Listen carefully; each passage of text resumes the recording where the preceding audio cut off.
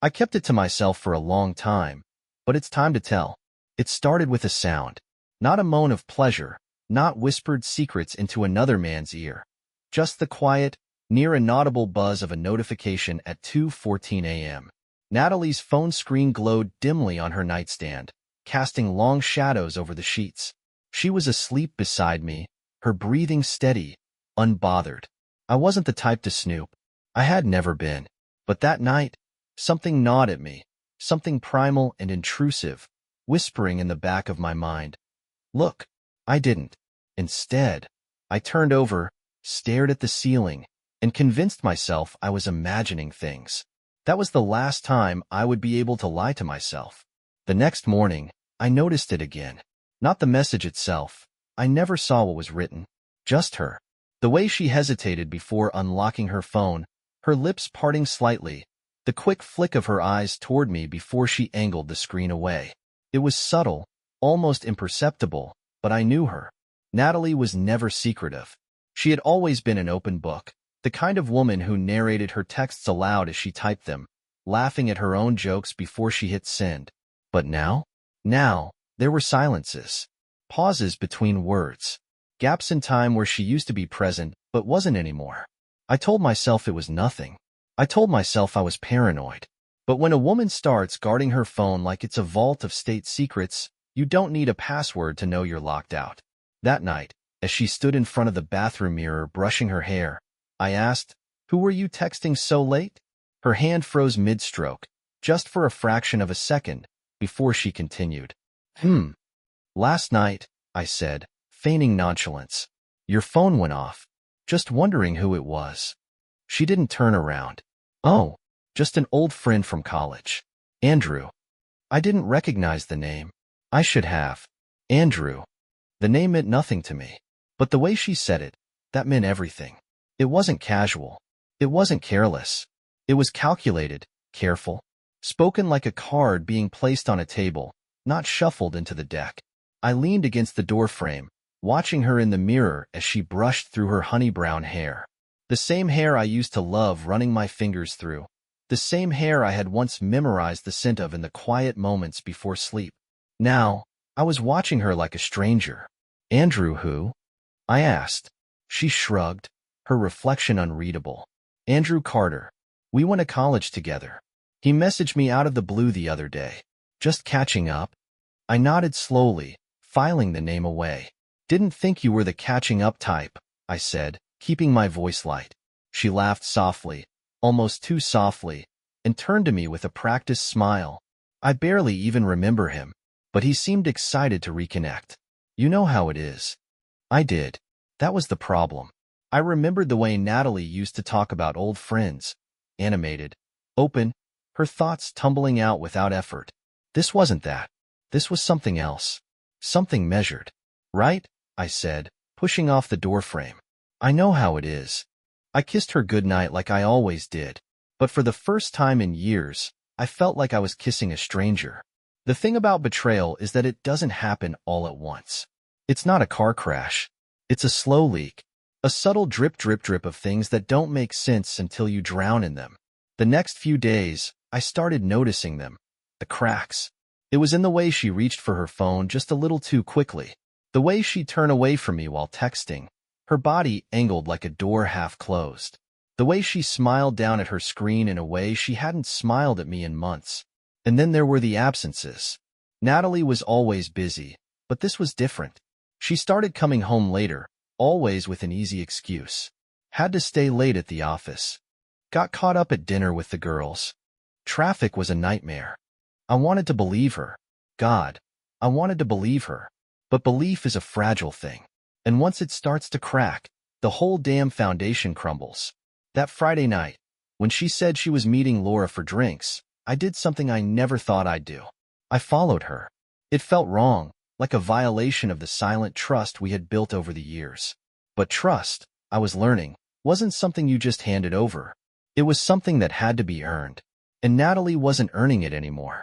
I waited until she left, then gave her a 10-minute head start before slipping into my car.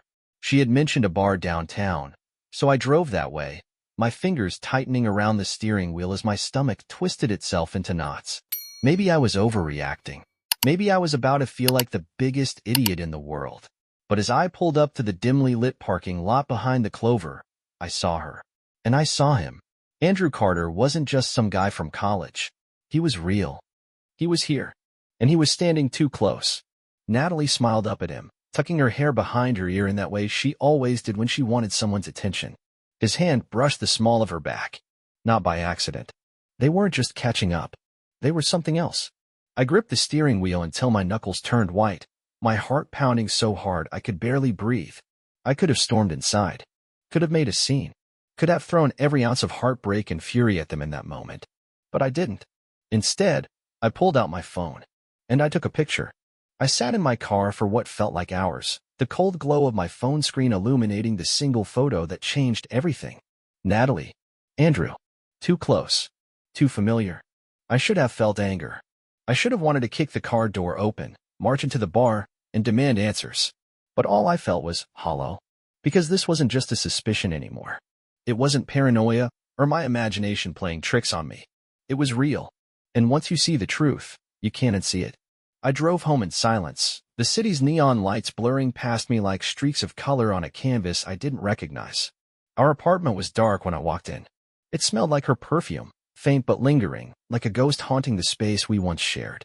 I sat at the kitchen table and stared at my phone. The picture was still there, proof of something I didn't want to believe. My thumb hovered over her name in my contacts. I could call her, confront her, demand she tell me the truth. But I already knew the truth, didn't I? Instead, I did something I never thought I'd do. I opened her laptop. Natalie wasn't the type to clear her browsing history. She was careless in that way, too trusting, too confident that I'd never check. And maybe once upon a time, she would have been right. But not anymore. I clicked through her messages, her emails, her social media. My hands trembled as I scrolled, my stomach churning with every confirmation of what I had seen at the bar. A message thread with Andrew Carter. Him. Can't stop thinking about last night. Her. Me neither. Feels like college all over again. Him. Wish we had more time. Her. Soon. My vision blurred. I scrolled further. The texts didn't start last night, or last week, or even last month. They had been talking for 6 months. 6 months of catching up. 6 months of soon. 6 months of my wife, the woman I loved, lying to my face. I closed the laptop and leaned back in my chair, my pulse hammering in my ears. She wasn't just having an affair. She was planning for something more. And the worst part? I wasn't even sure if I wanted to stop her. The realization sat heavy in my chest, pressing against my ribs like a slow, crushing weight. This wasn't just a mistake. This wasn't a drunken one-night lapse in judgment. This was calculated. This was deliberate. Natalie had been slipping away from me for 6 months. While I was waking up next to her every morning, believing in us, she had been somewhere else, texting him, meeting him, wanting him. The anger didn't come right away. At first, it was just numbness. A dull hum of disbelief, like my brain was refusing to process the betrayal in full. But the anger came later. And when it did, it came in waves. I wanted to smash something. I wanted to wake her up from whatever dream she was living in and force her to see what she was doing to us, to me. But I knew that wasn't the answer. Natalie was playing her game. She was controlling the board, moving her pieces while keeping me in the dark. That was about to change. At 11:43 p.m., Natalie walked through the front door. She smelled like wine and laughter, her cheeks flushed as she slipped off her heels. Hey, babe, she called out, completely unaware of the storm brewing inside me. You're up late. I stayed seated at the kitchen table, watching her carefully. My heart was pounding, but my face was calm. Yeah, I said, my voice even. Couldn't sleep. She smiled, moving toward me, pressing a kiss against my cheek. Routine. That's all this was to her. A performance. A habit. If she noticed how stiff I was, she didn't show it. How was drinks with Laura? I asked, the words slipping from my mouth with practiced ease. She set her purse down, stretching like she'd just had the most exhausting night of her life. Oh, you know. Same old. Just a girl's night, nothing crazy. She was so good at lying. So effortless. It made my skin crawl. I forced myself to smile. That's nice. That was all I gave her. No interrogation. No accusations. Just a simple response. Because I wasn't going to tip her off. Not yet. I let her go to bed, let her sleep peacefully beside me while my mind was screaming. Because I wasn't just going to confront her. I was going to make her choose. The next morning, I started laying the groundwork. Natalie thought she had control. Thought she was pulling the strings while I stumbled in blind faith. She was wrong. I wasn't going to beg her for the truth. I wasn't going to plead for answers or try to win her back. No. I was going to force her hand. Step 1. Information. The more I knew, the better.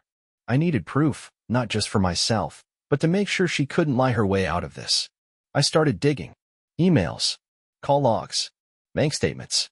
She wasn't as careful as she thought. And what I found made my stomach turn. A hotel reservation. 1 week from today. Under his name. Paid for with a card I didn't recognize, probably a separate account she thought I'd never find.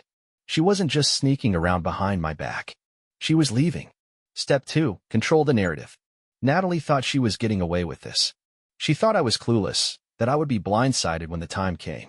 She needed to believe that for just a little longer. So I acted normal. I kissed her good morning. I asked about her day.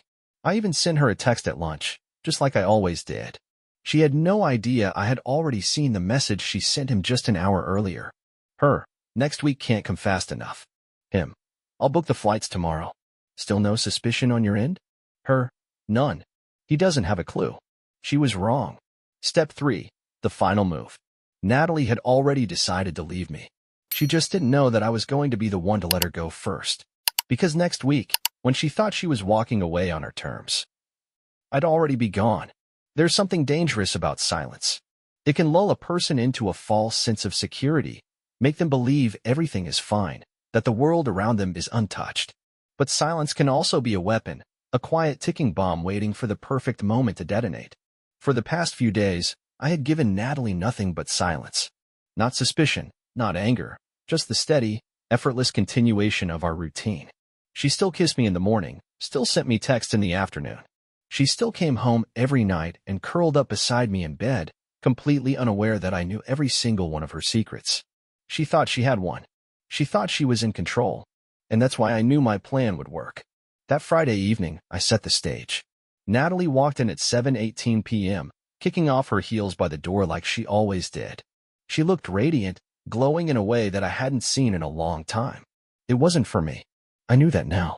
Hey, babe, she said, setting her purse down, flashing me a warm smile. How was your day? I watched her carefully, every movement calculated. Good, I said. Had a meeting about a new project. Went out for drinks after work. She raised an eyebrow, intrigued. Oh yeah? With who?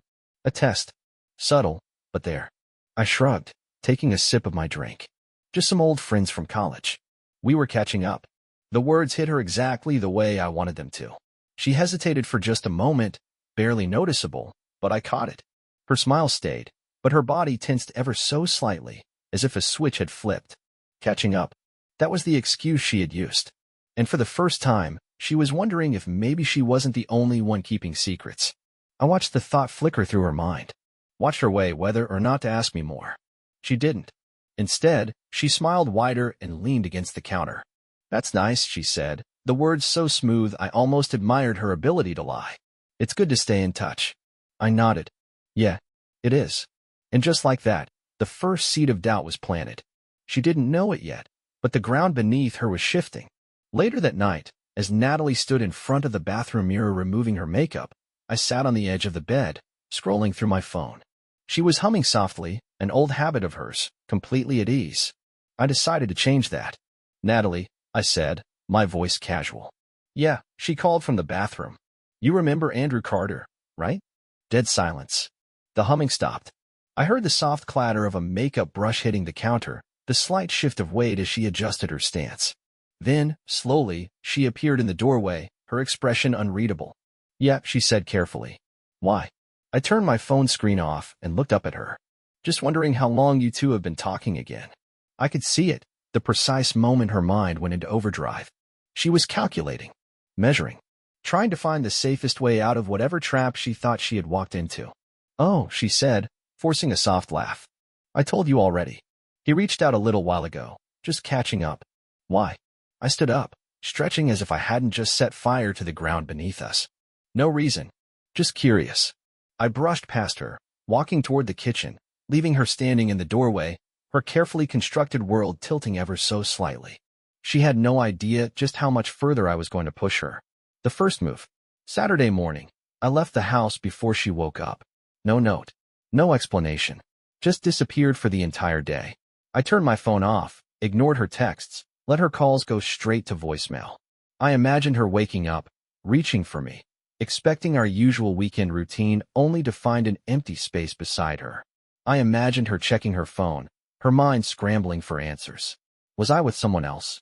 Was I angry? Did I know? Doubt. That was what I wanted her to feel. I returned home just after midnight, unlocking the door as quietly as I could. Natalie was sitting on the couch, her arms crossed, her expression tense.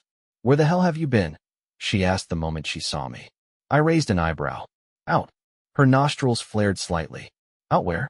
You didn't answer your phone all day." I smiled, slow and deliberate. "You do that all the time." She blinked. Just for a second. Just long enough for me to see the slip in her confidence. I was worried," she said, her voice softer now. "You never do that." I dropped my keys onto the table, stepping closer. "Don't I?" Another hesitation. Another flicker of uncertainty. I let the silence stretch between us before I finally spoke again. "I ran into an old friend," I said. "We had a lot to catch up on." She swallowed. "Who?" I held her gaze, making sure she saw exactly what I wanted her to see. "Does it matter?" A sharp exhale. "Of course it matters." I tilted my head. "Why?" She hesitated, searching for the right words, for the right excuse. And then, instead of answering, she turned away. She knew. She knew something was changing. She knew she was losing control. And for the first time, Natalie was afraid. Fear is an interesting thing. It doesn't always show itself in the ways you expect. It doesn't have to be screaming or tears. Sometimes, fear is subtle. It's in the way someone double-checks their phone before setting it down. The way they hesitate before answering a question. The way their laughter sounds forced, their smile just a little too tight. Natalie was afraid. She wasn't used to being on uneven ground. She had been holding all the cards for months, convinced that I was blind, unaware, predictable. But now she wasn't so sure. And uncertainty breeds paranoia. I could see it in the way she watched me that Sunday morning, stealing glances over her coffee cup, trying to read me, waiting for me to crack. But I wasn't going to crack, because I wasn't playing defense anymore. I was hunting. The first real confrontation. That evening, I decided it was time to take things further. Natalie was in the bedroom when I walked in, scrolling through her phone. She looked up as I leaned against the doorway, her expression carefully neutral. "What's up?" she asked. I watched her for a long moment before speaking. "Do you love me?" The question hit her harder than I expected. She blinked, completely caught off guard, fingers tightening around her phone. "What?" "It's a simple question," I said, stepping further inside. "Do you love me?" Her mouth opened, then closed. "Of course I do." "Funny," I said, folding my arms. "Because I don't think you do." Her posture stiffened, and I saw it, the panic. She tried to mask it with frustration, letting out a short laugh. "Where the hell is this coming from?" I tilted my head. "I don't know, Natalie. Maybe it's coming from the fact that I know about Andrew." Silence. I might as well have slapped her across the face. Her fingers twitched against her phone, like she was debating whether to grab it, to check if something had leaked. But she forced herself to stay still, her throat bobbing as she swallowed hard. "I don't know what you're talking about," she said, her voice too controlled. I smiled. A slow, knowing smile. "You don't?" I asked. "That's funny. Because I think you do." She shook her head, standing up.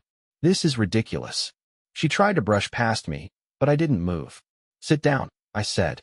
Her jaw clenched. "Excuse me." "Sit down." For a moment, she just stared at me, as if trying to gauge how serious I was. But something in my eyes must have told her that this wasn't a request. She sat. I pulled my phone from my pocket and tapped the screen, flipping it around so she could see it. The picture. The one of her and Andrew at the bar, standing too close, his hand on her back, her lips curved in that secretive little smile. The color drained from her face. I let the silence hang, let her feel the weight of it. Then I swiped. The texts. The hotel reservation. The proof. With every new piece of evidence, I watched her world shrink. Watched as the reality of her situation settled in. As the realization hit her that she was cornered. "Natalie," I said, voice calm. "How long were you planning on lying to me?" She looked up at me then, eyes wide, breathing unsteady. And for the first time since this started, I saw something real in her expression. Regret. Not because she had hurt me, but because she had been caught. Natalie didn't speak at first. She just sat there, staring at my phone, her face caught somewhere between shock and calculation. She wasn't scrambling for an apology. She wasn't even rushing to deny it. She was thinking. Even now, when she had been caught, she was looking for an escape route, looking for a way to manipulate the situation, to turn it in her favor. I let her sit in the silence, let her feel the weight of what she had done. Then, finally, she inhaled sharply and said, "It's not what it looks like." I almost laughed. Almost. Really? I said, tilting my head. Because it looks a hell of a lot like my wife has been sleeping with another man. She flinched, just barely. Then she launched into damage control. She exhaled, shaking her head. "It's complicated, Alex." I raised an eyebrow. "I'm sure it is. Why don't you go ahead and simplify it for me?" She hesitated. "I never meant for it to happen." I let out a cold laugh. "Of course you didn't." She reached for my hand, but I pulled away before she could touch me. "You don't understand," she said, her voice softer now, more delicate, like she thought she could still play me. "I wasn't looking for this. I didn't plan it." I clenched my jaw. "You planned a hotel?" Her lips parted, but no words came out. I nodded slowly. "Yeah, that's what I thought." The excuses begin. "You've been distant," she blurted, her voice suddenly defensive. I scoffed. "Oh, so now it's my fault?" "No, I didn't say that," she backpedaled quickly. I felt like we were drifting apart and Andrew, he was just there." My fingers curled into fists. "You could have talked to me, Natalie. You could have said anything. But instead, you lied to me for 6 months." Her eyes filled with tears. "I didn't know how to tell you." I shook my head. "No, you didn't want to tell me. You didn't want to lose the life I built for you while you played around behind my back." She looked away, biting her lip. Guilty, but not guilty enough. Not enough to admit the truth. Not enough to say the words out loud. That's when I realized Natalie wasn't crying because she had hurt me. She was crying because she was losing control. She had spent 6 months weaving a web of lies, making sure she had both of us. Me, her husband, the one who had given her stability, and him, the old flame, the excitement, the thrill. And now, for the first time, she realized she had overplayed her hand. She wasn't getting either of us. I stepped back, letting the silence stretch between us. She wiped at her tears and swallowed hard. "Alex, I never stopped loving you." I exhaled slowly, shaking my head. "Natalie," I said, voice steady, "you don't love me." She blinked. "Yes, No, I cut her off. "You love the way I love you. You love the comfort I give you, the security, the fact that you can come home and pretend to be the perfect wife while you sneak around behind my back." Her face paled. I leaned in slightly, lowering my voice. "But that's over now." A flicker of panic crossed her features. "Alex, please." I stood up, grabbing my phone and my keys. "I'll give you a choice, Natalie." She looked up at me, her body tense, waiting. "You can pack your bags tonight and leave. Go to him. Go to your thrill." I gestured to my phone, where all her secrets were now exposed. "Or you can stay here and watch as I walk away first." Her lips parted, and for the first time in this entire conversation, she had nothing to say. I didn't wait for an answer. I walked out the door knowing, for the first time in months, I was finally free. I drove. I didn't have a destination in mind, just the overwhelming need to get out. Away from her. Away from the apartment we had built together. Away from the lie I had been living in for 6 months. The city lights blurred past me, neon reflections bouncing off wet pavement. The air inside the car was thick, suffocating, filled with thoughts I didn't want to have. Would she choose him? Would she run after me? Did I even care anymore? I pulled into an empty parking lot overlooking the river and killed the engine. The silence that followed was deafening. For the first time in years, I had no idea what came next. The call. An hour passed before my phone rang. Natalie. I stared at her name on the screen, my finger hovering over the decline button. Every part of me wanted to ignore her, to let her sit in the wreckage she had created. But I needed to hear it. I needed to know what choice she had made. I answered but didn't speak. Alex. Her voice was small, hesitant. I said nothing. She let out a shaky breath. Where are you? Why? My voice was flat. Because she hesitated. I don't want this to be the last time we talk. I closed my eyes. It already was, Natalie. The moment you lied to me, that was the end. Please, she whispered. Just come home. Let's talk. I let out a bitter laugh. Talk? Now you want to talk? After 6 months of secrets? After planning to leave me? I wasn't going to leave, she said quickly, her voice cracking. I clenched my jaw. Don't lie to me again. Silence. Then, softer. I didn't know what I was doing. Yes, you did. My grip tightened around the steering wheel. You knew exactly what you were doing. You just thought I'd never find out. Her breath hitched. I messed up.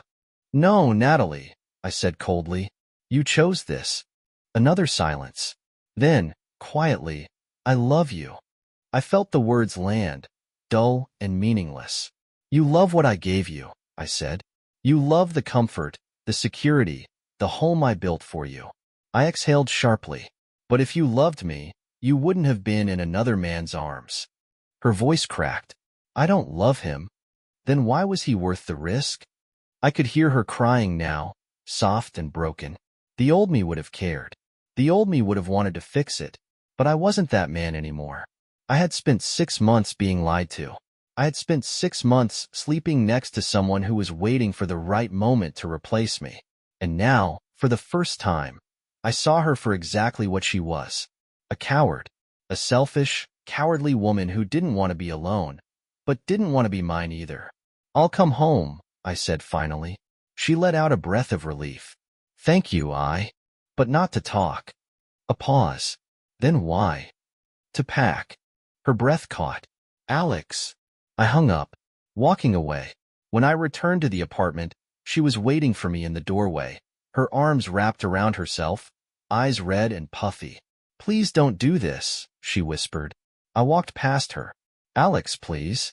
I ignored her, moving through the apartment like a stranger.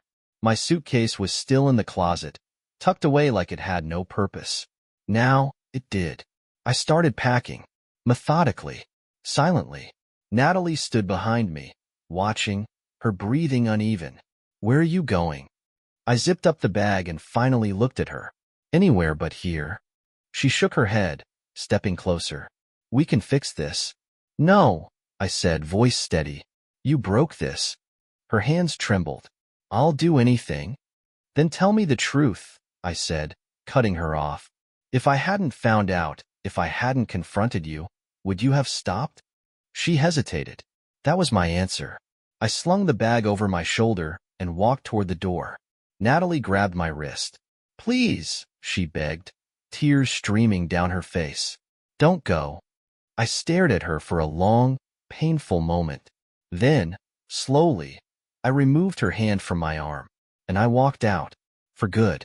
The door clicked shut behind me, but I knew it wasn't over. Not yet. I had seen it in her eyes, that frantic, drowning look of someone who realized too late that their lifeline was slipping away. She wasn't crying because she lost me. She was crying because she lost control. And people like Natalie? They don't let go easily. I made it as far as the parking lot before I heard her footsteps. Alex. I didn't stop. I threw my suitcase into the back seat and climbed into the car. She reached the driver's side just as I started the engine, slamming her palm against the window. I rolled it down halfway, not because I wanted to hear what she had to say, but because I wanted to see how far she was willing to go. Her mascara was smudged, her lips trembling. Don't do this. I exhaled slowly, gripping the steering wheel. Natalie, I already did. She shook her head wildly. No, you're angry. You're hurt. I get that. But don't walk away from us. I let out a bitter laugh. Us? Yes, she pleaded, gripping the edge of the window, like she could physically keep me there. We've built a life together. We have history. We had, I corrected coldly. She flinched. I tilted my head. You don't get to play the we have history card, Natalie. You threw that away when you started sneaking around with him. Tears spilled down her cheeks. It didn't mean anything. I clenched my jaw. Then why did you do it? She opened her mouth, then closed it. Because she didn't have an answer. Because there was no answer that could make this okay. You were going to leave, I said, voice flat. You had a hotel booked. You had plans. She shook her head frantically. I wasn't going to leave. I swear. I was confused. I got caught up in something that didn't mean anything, and I was too scared to tell you because I didn't want to lose you. I stared at her for a long, heavy moment. Then why, I asked slowly, did you never end it? She inhaled sharply, her hands falling to her sides. Silence. Her face crumpled, and that was it. The final, undeniable proof. She wouldn't have stopped. She wouldn't have told me. She would have let me be a fool forever if I hadn't found out. I put the car in drive. Natalie panicked. No, please. Step back, I said, my voice firm. She shook her head, tears running freely now. I love you. I met her gaze. No, Natalie, I said, my voice eerily calm. You love having me. She didn't argue. Because we both knew I was right. I rolled up the window and pulled out of the parking lot, watching in the rearview mirror as the woman I once loved became nothing more than a fading image in the distance. I didn't know where I was going, but I knew one thing. I was never coming back. I drove through the city without a destination, the hum of the tires against the road filling the silence Natalie had left behind. I should have felt relief. I should have felt free. But all I felt was tired. Because walking away from someone you loved, someone you build a life with, doesn't come without its own kind of pain, even when they deserve it. I ended up at a motel just outside of town. The kind of place where no one asks questions, where the walls are thin, and the sheets smell like old detergent. I dropped my suitcase onto the floor and sank onto the edge of the bed, rubbing a hand down my face. Everything had happened so fast. 2 days ago, I was just a husband with an uneasy feeling. Now, I was a man with no home, no wife, no us. I pulled out my phone, ignoring the missed calls from Natalie. 9 of them, and a handful of texts, all in red. Instead, I stared at the one picture I hadn't deleted yet. Our wedding day. Natalie was laughing, her eyes crinkled at the corners, looking at me like I was the only man in the world. A lifetime ago. A lie. I pressed delete. And just like that, the last piece of her was gone. Natalie's final attempt. At 2 a.m., my phone buzzed again. I nearly ignored it. But this time, it wasn't a call. It was a voicemail. Curiosity got the best of me. I put the phone to my ear and pressed play. Her voice came through, quiet. Tired. Alex, a shaky breath. I don't know if you're listening to this. I don't even know if you care anymore. But I need you to know. I wasn't lying when I said I love you. I closed my eyes. I don't expect you to forgive me. I don't even deserve it. But I need you to understand Andrew wasn't real to me. He was a distraction. A mistake. You were always real. Silence stretched for a moment before her voice cracked. I miss you. Another breath. I miss us. Then, softer, barely above a whisper. Please come home. The message ended. I stared at the phone in my hands, my jaw tight. I should have felt something. Pain. Nostalgia. Even guilt. But all I felt was nothing. Because this wasn't about love. This was about losing. Natalie didn't want me back. She just didn't want to lose me. And for the first time in a long time, I realized I wasn't hers to lose anymore. I put the phone down, climbed into bed, and closed my eyes. I slept better that night than I had in months. The next morning, I woke up to sunlight slipping through the dusty motel curtains. No alarm. No rush. For the first time in years, I had nowhere to be. I sat up slowly, my muscles aching in that strange way grief settles into the body. Because this was grief, wasn't it? I had lost something. Someone. Not just Natalie, but the version of her I thought I knew. The version of us that I had believed in, even when she had already moved on. But that person wasn't real. And I was done mourning a lie, cutting her off. By noon, I was packed and ready to go. Where? I didn't know yet. But it wouldn't be back to her. I sat on the edge of the motel bed, pulled out my phone, and stared at the screen. Natalie had texted again. Natalie, please, just talk to me. One last time. Natalie, I know I can't undo what I did, but we were more than this. Natalie, say something. Anything. I let out a slow breath. Then I did the one thing I should have done the moment I found out. I blocked her. Her number. Her social media, every trace of her, gone. I expected to feel some kind of finality, a sharp pain, a rush of emotion, but all I felt was peace. Because Natalie didn't deserve a goodbye. She had made her choice. Now I was making mine, finding myself again. I drove. For hours. No music, no destination. Just the road, stretching endlessly ahead of me. At some point, I ended up at a diner off the highway. The kind of place with peeling leather booths and coffee that tastes like regret. I sat at the counter, watching the waitress pour me a cup, and realized something strange. I felt lighter. Not happy. Not yet. But like I had shed something heavy. Like for the first time in months, hell, maybe even years, I wasn't carrying the weight of someone else's betrayal. I wasn't checking my phone, waiting for a lie wrapped in an excuse.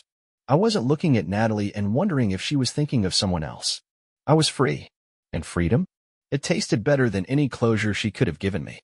I sat in that diner longer than I expected, stirring my coffee until it went cold. I wasn't thinking about Natalie anymore. Not really. I was thinking about me. Because for the longest time, my life had been about us. About making her happy. About keeping things steady. About pretending that love alone could fix what was already broken. But love wasn't the problem. She was. And now that she was gone, I had to figure out what came next. What comes after betrayal? I didn't have a perfect answer. Maybe I'd find a new city. Maybe I'd finally take that job offer I had ignored a year ago because moving didn't fit her plans. Maybe I'd just drive until I ran out of road and start over from there. All I knew was that the past was staying behind me. No more looking back. No more asking why or what if. No more trying to salvage something that was meant to die. Natalie would move on. Probably with him. Maybe with someone else after that. But I wasn't part of her story anymore. And she sure as hell wasn't part of mine. The last goodbye. I paid for my coffee and walked outside, letting the fresh air fill my lungs. For the first time in months, my chest didn't feel tight. I pulled out my phone one last time, scrolling to our old photos. Us laughing on vacation. Her curled up against me on the couch. 1,000 moments that used to mean everything. Now, they were just pictures of a stranger. I pressed delete all. And then, without another thought, I got in my car, turned on the engine, and drove. I didn't know where I was going, but wherever it was, it would be mine. And that was enough. The end. If you like this story, please like and subscribe to the channel.